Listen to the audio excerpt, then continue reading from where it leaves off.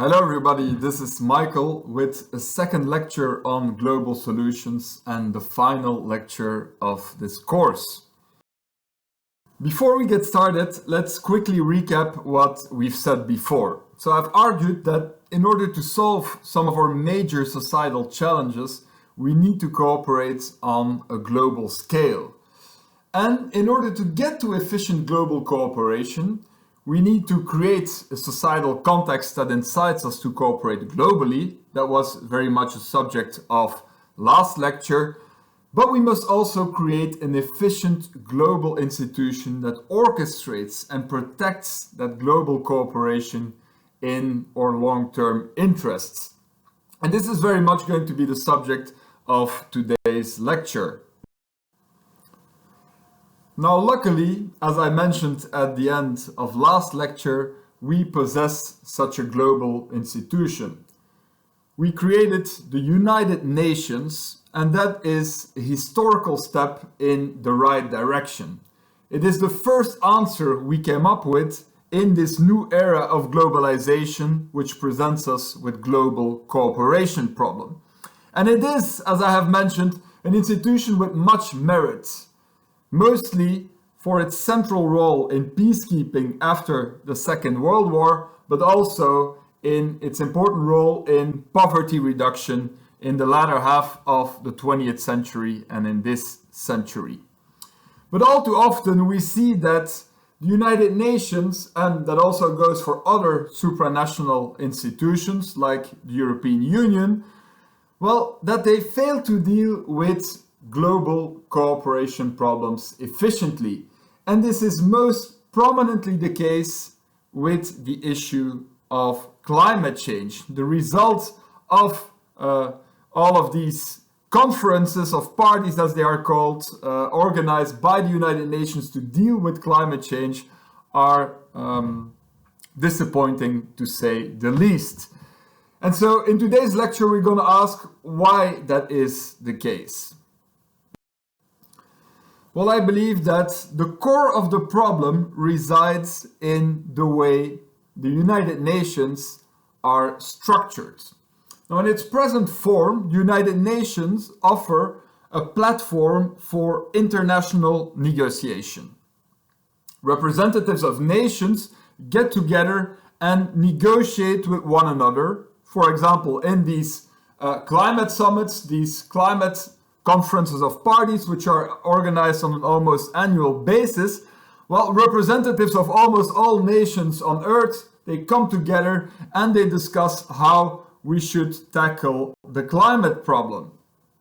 Now, all too often, this international negotiation, this negotiation between nations, prevents an efficient solution to these global cooperation problems.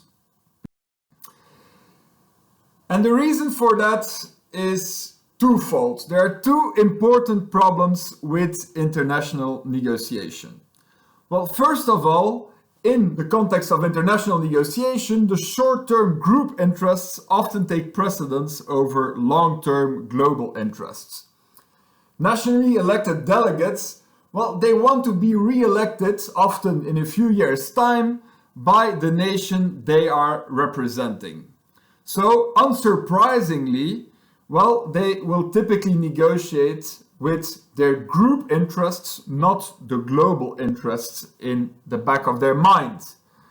Now, by itself, this wouldn't be too much of a problem, since, as we have seen, well, these global problems, they affect everybody globally. When it comes to climate change, well, certainly certain nations are more under a direct threat of climate change. Certain island nations, well, they are threatened to be engulfed by the rising levels of the ocean in the coming decades if we don't act forcefully against climate change. And certain agricultural regions, well, tend to become arid because of climate change. So for certain nations, the threat is more direct and immediate, but ultimately we're all in the same boat. We all are in the same boat because, as I mentioned, well, climate change will and already does produce massive streams of migration, which can be profoundly destabilizing for all countries. The problem resides in that second important element, and that is that not only do group interests trump global interests, well, short-term group interests actually trump long-term global interests. These elected representatives, well, they want to be re-elected, as I said, in a few years' time typically. And so they will very much take into consideration the short-term interests of the group they are representing. And this, well, creates a tragedy of the commons when it comes to a global public good such as the climate change. If you look at short-term individual interests, well, we are going to predictably deplete and destroy our common important resource to the detriment of all. A second important problem with international negotiation is that it is geared towards disagreement. Now, these political representatives, they come with a lot of baggage. Well, they are tied by past promises they made to their electorate. They have a certain ideological party vision often to which they need to pay lip service. And this is only exacerbated in the context of competitive party democracy, which kind of creates an incentive to disagree with other parties, with other who have other ideological point of views. And so bringing together professional politicians from different nations to solve such a global problem, well, kind of prevents getting towards a coherent global policy. And this is prominently the case in the failure to deal with climate change, definitely, but even more clearly in the failure to eradicate extreme poverty. As I've mentioned in a previous lecture, the amount of funds that goes towards poverty alleviation, be it from nations or philanthropical organizations, should be more than enough to do so, to eradicate extreme poverty. However, it hasn't yielded the expected or hoped for results up until present. And an important reason for that is, and I've mentioned this as well in a previous lecture, is that there's no coordinated policy to do so. Every nation has its own views, its own way of approaching things, and there's no global policy that would be very effective in doing so. So the question I want to ask in this lecture is how we can get from international negotiation to global cooperation, which is what we'll need in order to deal with our global cooperation problems efficiently. And the solution I propose, which I've also proposed in the paper you have read, is to integrate a deliberative global citizens assembly in the United Nations. Now, how does that work? How does such a citizens assembly work? Well, in the proposal, it would convene on a yearly basis for a period of 2 weeks. It would tackle one important global problem per iteration, and such a citizens assembly would be composed of a representative sample of the world population, which statisticians have determined should be around 800 individuals, which would be randomly selected. So they would be selected by sortition, and this random selection would ensure that the sample of citizens is representative in terms of gender, culture, age, and so forth of the world population. Now, before they get to deliberating on the global problem that is at stake, they would be informed by experts, so they would get high quality, as objective as possible information to deal with that problem and to understand all aspects of the problem and of possible solutions. And then typically in such citizens' assembly, they start deliberating with one another, seated at tables of about 8 people, because if you have more people, well, then it seems that the deliberative aspect, the interaction, kind of suffers, and then work towards proposals that are acceptable to the great majority of participants. So practically, we have moderators, we have table of 8 citizens who reason with each other, who deliberate with each other, who argue for certain kind of points of view, who evaluate the arguments of others, and then they propose certain kind of proposals. The most popular proposals with the biggest endorsement are then projected on a screen and are deliberated by the other tables until through certain types of voting often we see that there's a pretty high consensus around certain proposals. Now, research on citizens' assemblies shows that it has a number of very important virtues. And the first is that the proposals that come out of these citizens' assemblies are generally in the long-term interests of the group that is represented. And that shouldn't astonish us too much, because unlike politicians, well, these participating citizens who will just participate for one iteration and who are assigned purely randomly, well, they don't have any kind of short-term interests because they do not want to be re-elected. They cannot be re-elected in the short term. But importantly as well, the process of deliberation produces, and research shows this time and again, a shift towards taking into account the interests of the whole group which is represented. So very often these citizens come in these deliberations with mostly their own interests in the back of their mind, but by hearing the point of views of others and by having to argue and defend their point of views, they are very often and predictably shifting towards encompassing those interests in their proposal. And so unsurprisingly as well, and this is the second important virtue, deliberation can bridge cultural and ideological gaps.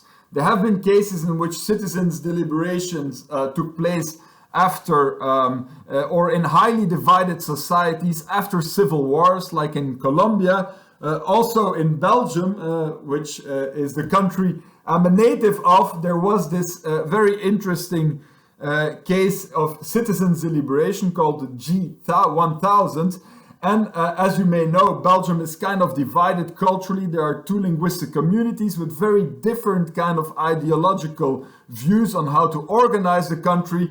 That leads to situations in which we're without a government, an elected government, for more than a year. But interestingly, we saw that when bringing a representative sample of the country together, well, that very often they could kind of bridge these cultural, linguistic, and ideological gaps and actually start to understand the views and the interests of other parties much better and take these views and interests into account. A third important virtue is that typically the proposals are coming out of these citizens' deliberations are endorsed by the great majority of participants. So they yield a very high degree of consensus. And a number of important elements, I think, contribute to that. First of all, the whole process is geared towards agreement, not disagreement.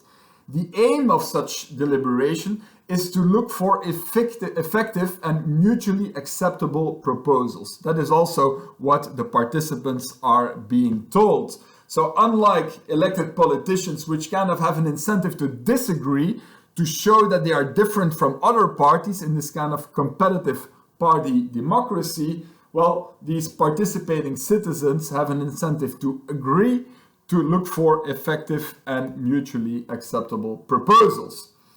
Importantly as well, these participating citizens, while they are free from political ties and publicly voiced opinions. We see that when politicians have, publicly voiced a certain kind of opinion, they are very likely to stick to that opinion, even in the light of counter evidence. They do not want to be seen as somebody who changes opinion all too often, but want to be seen as steadfast and arguing for that same opinion, having been right in the past and so forth.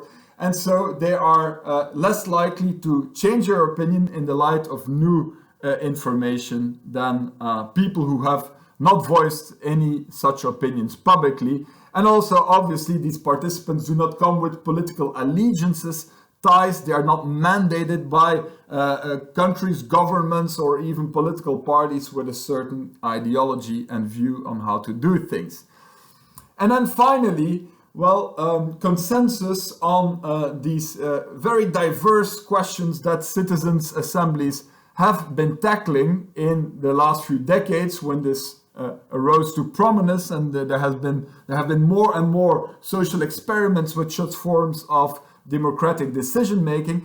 Well, what enables them to agree as well to a certain extent is that humans have a shared sense of fairness. And this is really clear from anthropological evidence, which shows that fairness norms in very different kind of societies, well, they can differ in some sense, but the major organizing principles of what we consider to be fair are the same. Binmore, who's a game theorist, a philosopher, an economist, he argues that there's this kind of deep structure of fairness, and all typical fairness intuitions are rooted in that deep structure of fairness. A bit in analogy with what Chomsky said about this innate sense of language, innate grammar, deep structure of grammar. Remember in our first lecture, Binmore says something similar for fairness. Also, interesting research in this regard comes from developmental psychology, showing that very young children under the age of 2 already have a bunch of fairness intuitions which they could not have gathered through education or norm internalization. So humans really come with a shared sense, humanly universal sense of what is fair. And once they start reflecting on how to do things, well, these shared norms of fairness, well, they enable them to agree. And then finally, a last important virtue of citizens' assemblies, and one that is typically dismissed, or at least that typically raises eyebrows, is that they very often lead to very thoughtful and evidence-based proposals.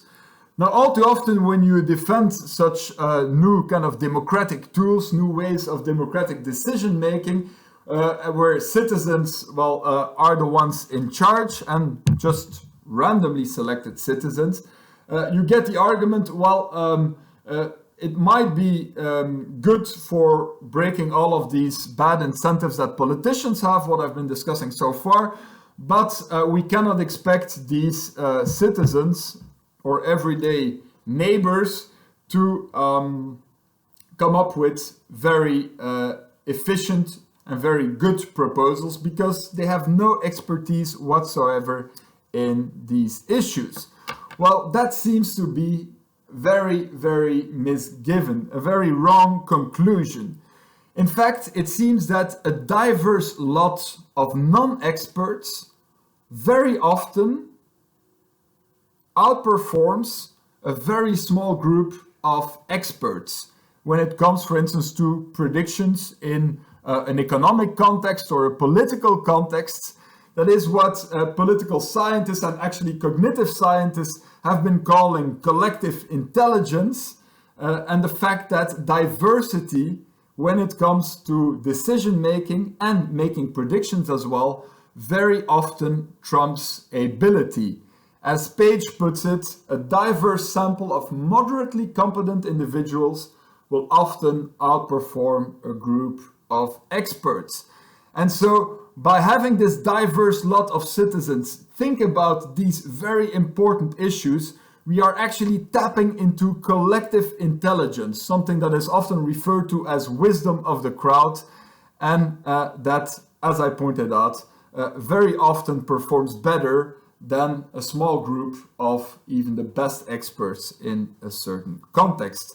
Now, importantly as well, in these citizens' assemblies, as I mentioned, before citizens start to, or participants start to deliberate, they are being informed in a balanced and as objective way possible by a number of experts.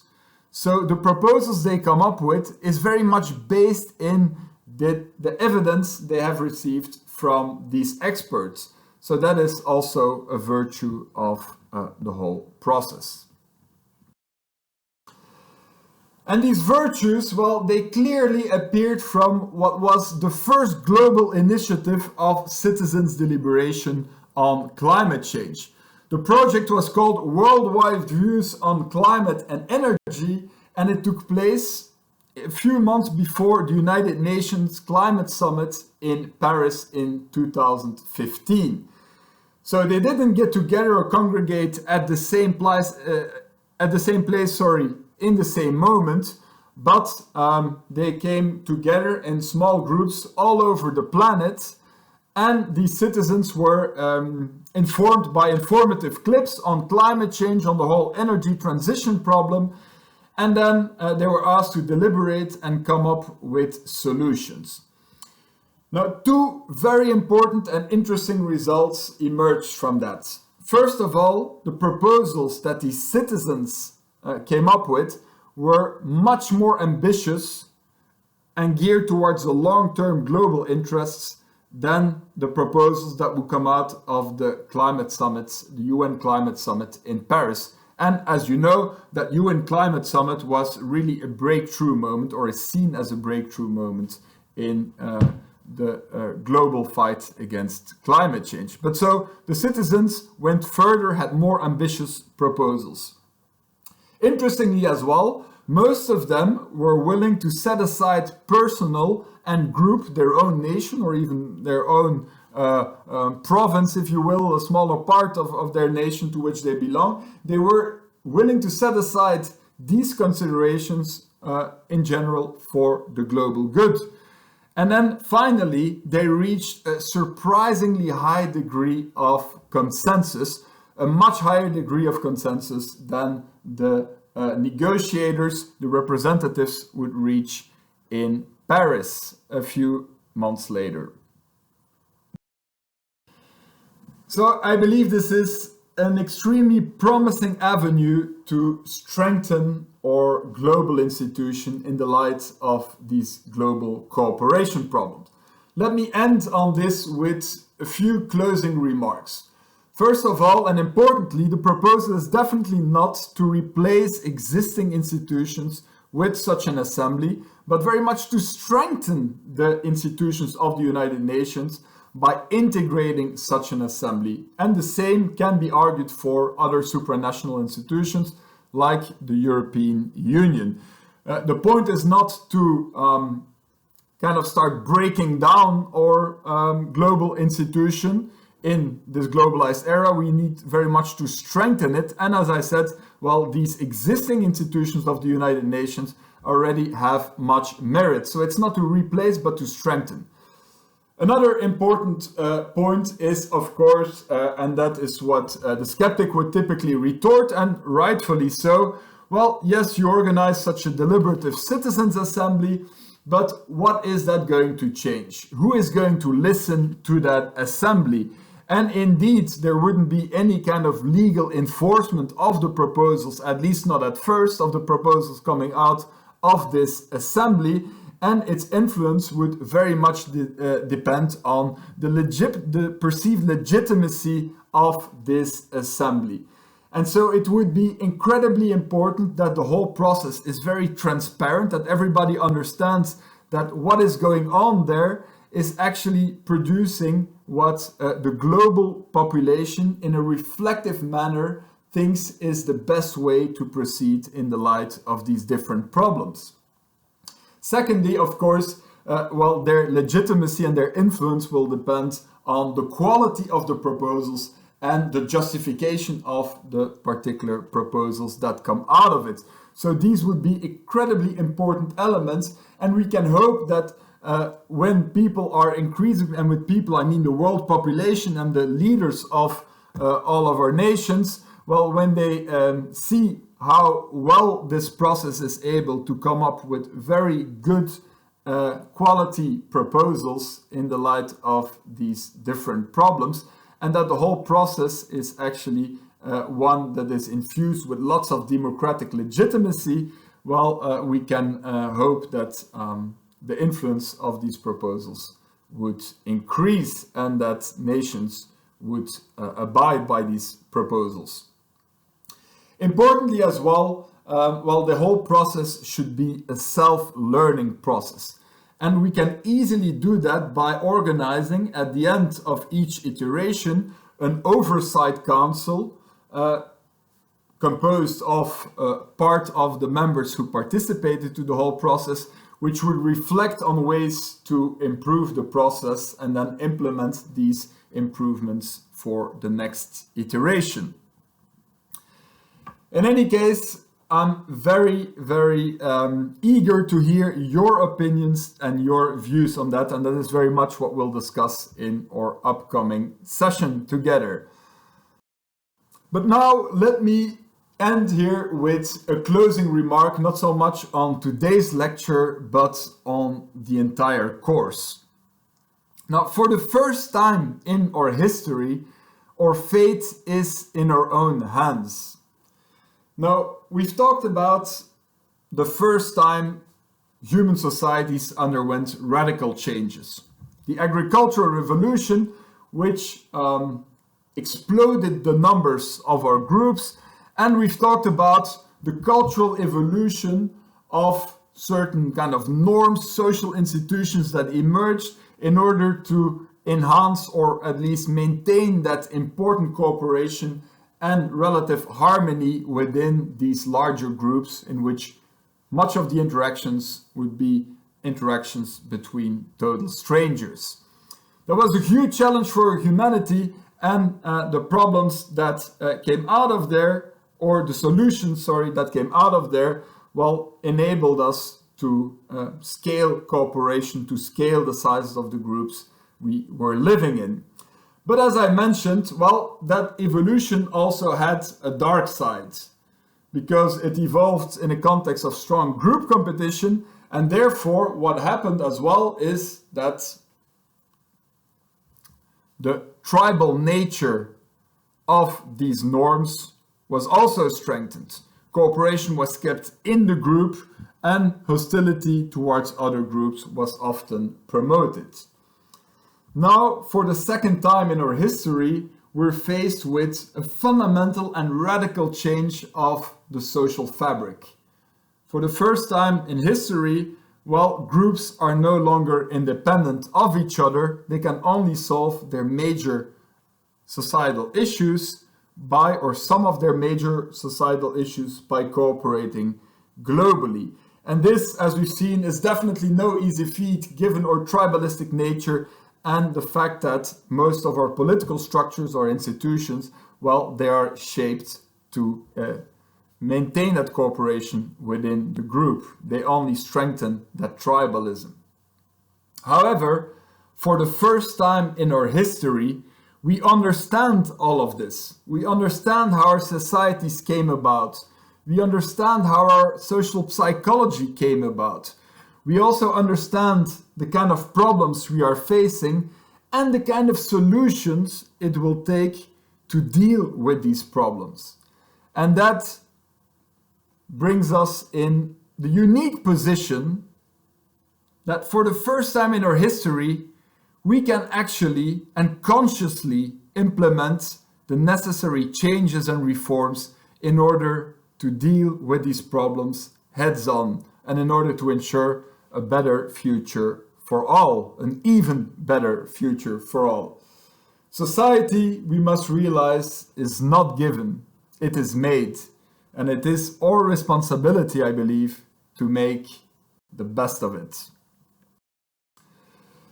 That's it for me, or at least for now. Thank you so much for your attention, and thank you so much for your enthusiastic participation to all of these discussions, which I enjoyed tremendously and which have been very, very interesting to me, I hope to you as well. And I hope to have provided you with a new perspective on society, on our societal problems, and on the possible solutions to these problems.